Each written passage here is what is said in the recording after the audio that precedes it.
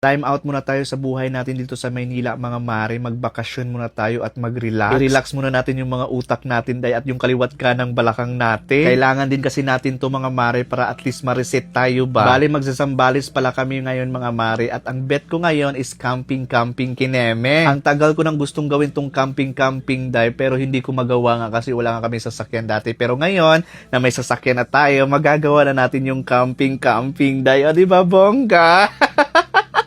At isa talaga sa mga gusto ko, mga mare, masasama ko na yung mga dog ko sa lahat ng lakad ko. Dati kasi, o minsan kasi naiiwan sila sa bahay kasi nga walang sasakyan at dalawa nga yung dog ko. At ayan, o, tingnan nyo yung mga dog ko, day. Sobrang excited talaga sila, lalo na si Kuya Mimo. Si Bibi Kurt naman, mga mare, nanginginig siya sa tuwing sumasakay ng sasakyan, day. Hindi kasi talaga siya sanay. Ayan, mga 9 AM na nga kaming umalis, mga mare, kasi sabi ko, dapat 9 AM na tayo kasi pag madaling araw, day, tapos pagdating natin dun, sobrang antok na antok tayo. Naranasan ko kasi yan sa Batangas, mga mare, yung tipong anong oras kami aalis, mga 3 AM, tapos pagdating namin dun, day, imbis mag-enjoy, nagsitulog kaming lahat kasi sobrang puyat at pagod. Since may sarili naman ng sasakyan, mga mare, at anytime pwede kaming umalis, kaya ayan, sabi ko 8 AM o 9 AM tayo aalis ng bahay. Tsaka wala naman ng traffic ngayon, day, kasi holiday, at ayan, nasa NLEX na nga kami, mga mare. My God, malayo-layo pa yung biyahe namin for today's video. Nakita niyo yung pwesto ng dog ko, mga mare, ni Kuya Mimo. Tingnan niyo, diba, napaka-cute. Ang sarap sa pakiramdam na nadadala ko yung mga anak ko, day. Ayan, nag-stop by muna kami ng very light, day, kasi yung mga kasama ko ihing-ihi na. Puwera na lang sa akin, hindi ako makaihi, day, kasi alam niyo nang pag umihi tayo,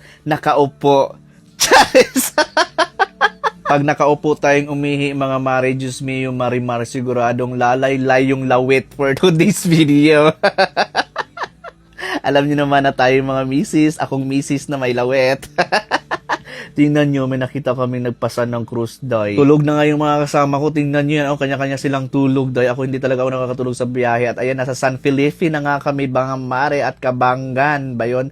Ayan, nandito na kami for today's video. Nag-stop by muna kami kasi kakain kami dito sa my karinderya for today's video. Buti na lang din talaga may nakita kaming karinderya, day. Gusto ko talaga yung lutong bahay lang. Ayaw ko na ng mga fast food. My God, nakakasawa na, nakakaumay na talaga pag fast food, day. Mas maganda talaga pag karinderya. Kaso itong nakainan namin karinderya, day, di ba customer kami, dapat libre na ang ihi at CR, day. Sus, Diyos mio, marimar, nagulat ako, day. Pagbayad namin ng bill namin, umabot ng 1,000 plus. Yun pala, ang ihi nila, day, 30 pesos isang tao. Nakakaloka kayo, day, dyan. Diyos mio, marimar, dapat pag customer nyo, libre na dapat ang ihi at CR. Nakakaloka kayo. Nagulat talaga kaming lahat. Pagtingin namin sa resibo, 30 pesos yung ihi. Diyos ko. Anyways, kain tayo, mga mare, at ang ganda nga ng pwesto namin dito, day, kasi tabing ilog at mahangin talaga ng bonggang-bongga. At ayun nga yung mga ulam namin. Sinadya talaga namin kumain dito, mga mare, para naman kahit papano pagdating namin doon sa pupuntahan namin, hindi na kami magluto-luto, day, at mag-aantay. Kasi for sure, pagdating namin doon, anong oras na? Siguro mga alas 3 na ng hapon, tapos magluto-luto pa.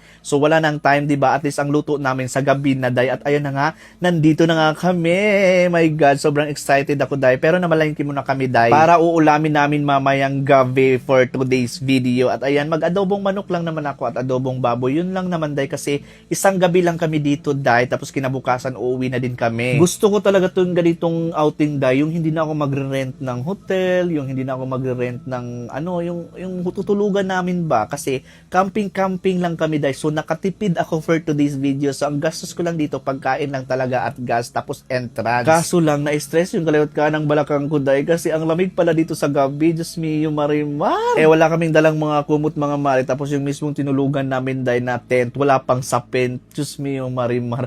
Talaga namang sobrang lamig at nagmo-moist yung tent, day. Anyways, next time na mag-camping kami, mga mare, alam na namin ang gagawin namin. At ayan, pumunta muna kami dito sa 7-Eleven kasi bumili kami ng mga alak namin para mamayang gabi at mga chichirya and everything, you know. Tapos bumili na din kami dito ng tubig, day, kasi wala naman kaming dalang tubig. At ayan, 2 galon na nga ang binili ko. Kasya na to hanggang gabi. Alam niyo, mga mare, sa pinupuntahan ko, day, nakikita ko lang talaga yun sa mga online. Sabi ko, gusto ko talagang puntahan to, day, kasi parang nakaka-relax na parang AI siya tingnan. As in, sobrang ganda talaga, day. Ma-appreciate mo talaga pag nature lover ka. Wow, nature lover ka na ngayon. Diyos mio, Marimar, nakakaloka ka, Charis Pempeng ko na si Jake Cyrus na. At ayan na nga mga mare, nabili na namin lahat ng kailangan namin at pauwi na nga kami doon sa pupuntahan namin na Ilog Day for today's video. Sa nagsasabing hindi ako marunong mag-drive, ano kayo ngayon? Hindi lang talaga ako nagda-drive day kasi nandyan pa yung driver ko. Pero pag wala na yan, ako na talaga ang magda-drive for today's video. Marunong ako mag-drive noon-noon pa man, nakakaloka kayo. Kahit isakay mo pa yung buong pamilya mo dahil charot lang. May nambabas kasi sa akin, hindi daw ako marunong mag-drive. Diyos mio, Marimar, bibili ba ako ng sasakyan kung di ako marunong mag-drive? Hindi nagtitink, hindi nag-iisip, 2MB ang brain. Di ba? Di nagtitink. Ano yun? Bibili ng sasakyan tapos hindi marunong mag-drive. So ano yung sasakyan? Display na lang, ganun ba yun? Hindi ka nag-iisip dahil ang sarap mong yakapin sa leeg. Charat!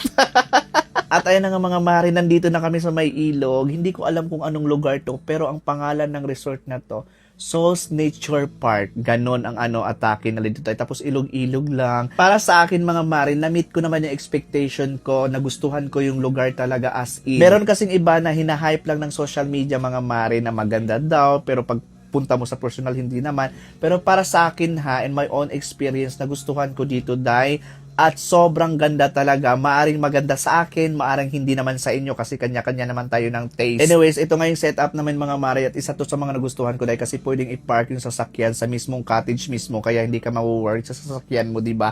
At tingnan niyo yung mga dog ko, sobrang saya talaga nila dahil nakakatakbo-takbo sila dito.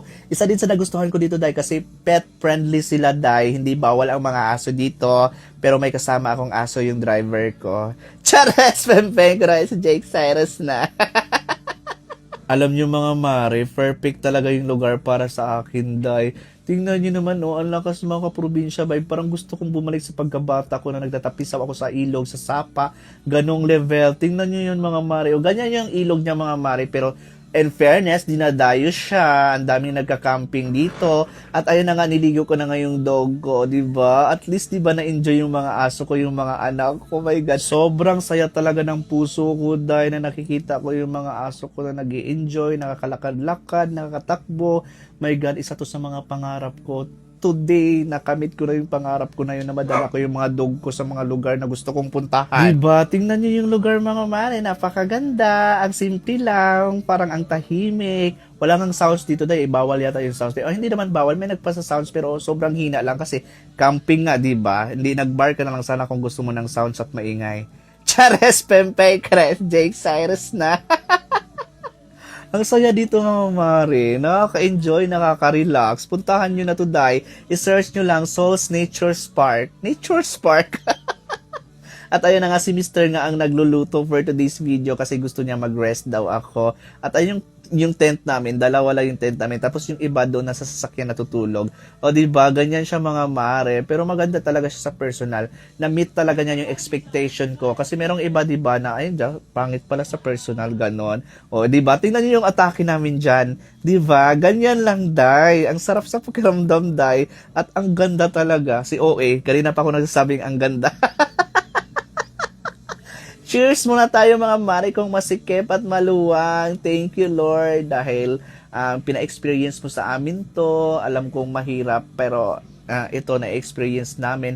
At sa gabi naman, eto, nagluluto-luto lang kami. Ay, kumakain na pala kami kasi nagtapos na kami magluto. Tapos tingnan nyo, ang view sa gabi. Ang buwanday. O, tingnan, ganyan ang atake. Diba, napakaganda. Tapos chill-chill lang, inom-inom lang. Yun lang for today's video. Abangan ng part 2.